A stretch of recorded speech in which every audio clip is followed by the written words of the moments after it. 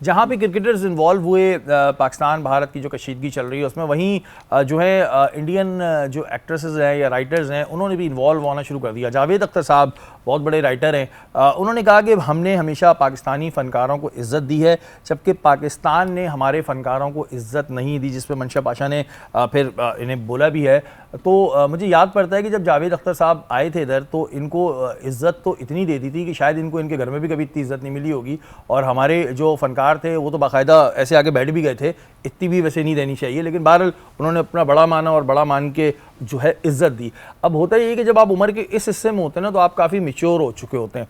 अब ये कोई इरफान पठान जैसा छड़ा छाट ऐसी बात करे तो मैं फिर उसको उस तरह का जवाब भी दूँ, लेकिन आप की एक तो उम्र इतनी ज़्यादा है और ज़ाहिर है आप तो किताबें लिखते हैं, गाने लिखते हैं, एक शायराना सोच रखते हैं।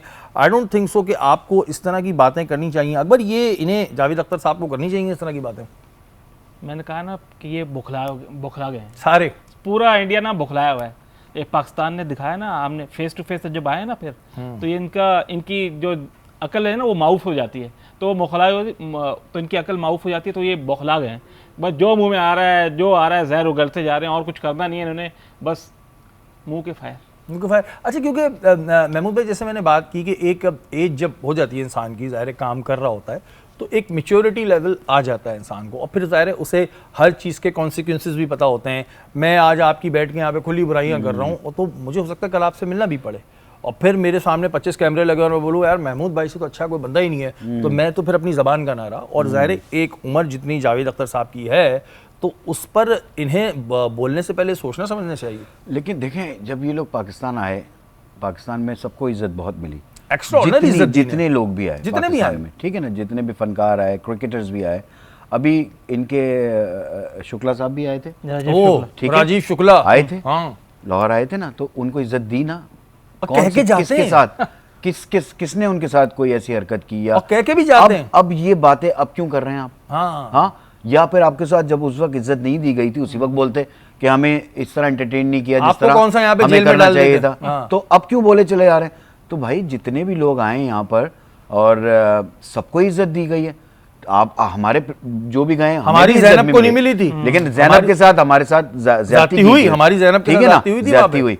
अब आप लोग बिल्कुल 360 डिग्री जिसे कहना चाहिए चेंज हो रहे हैं कि जो पुरानी बात है हुई है, जहां पर आपको इतनी इज्जत मिली है, अब आपको कह रहे नहीं मिली। तो भाई ये तो समझ में नहीं आ रहा। जैसे इन्होंने बात की कि सब इस वक्त बौखला गए हैं कि शायद उनको यह जबरदस्ती कहलवाया जा रहा है कि इस तरह बोलो, ये भी पॉसिबिलिटी है। तो मुझे तो लग रहा है पॉसिबिलिटी है, क्योंकि अभी कल परसों सुनील शेट्टी ने भी कोई ऐसी बात बोली है, यार भाई ये फिल्म नहीं है कि फिल्म में आके तुम धड़ धूड़ धड़ के निकल जाओगे, ट्रेन में आके 10 लोगों के साथ 200 बम खा के डकार मार लोगे। Film is not a film, ये रियल लाइफ भाई, तो उसको थोड़ा समझना चाहिए इन लोगों को। अच्छा, और जितने भी देखें इस तरह के सीनियर लोग होते हैं ना, उन पे जरा सा दुख होता है।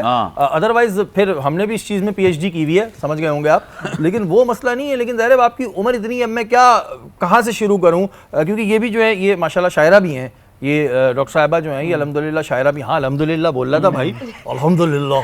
तो डॉक्टर साहब ये इस तरह की बातें वैसे बनती हैं, जब आए थे तो बड़ी इज्जत मिली थी उनको। हाँ, बहुत ज़्यादा एक्स्ट्रा ऑर्डिनरी, मतलब इतनी इज्जतें अगर हमने उसका 5% भी उन लोगों को दे दी होती जो अभी हमारे पास मौजूद हैं, कितनी कस्मा पुरसी में ज़िंदगी गुजार रहे हैं, तो ये तो बहुत गलत बात है। मेरे ख्याल में अगर कोई इतनी अहलियत नहीं रखता है एक्स्ट्रा ऑर्डिनरी इज्जत की, तो नहीं देनी चाहिए, और प्लीज़ सेल्फ रिस्पेक्ट के ऊपर काम करें। हाँ, और मैं भी अभी कार्ड निकलवा लूँगा जावेद साहब आपका, फिर ये देख ले। और माना वो अरसला तो ऐसे दुख में चली जाती है कि बात हो रही हो वो गायब हो जाती है, पता नहीं क्या।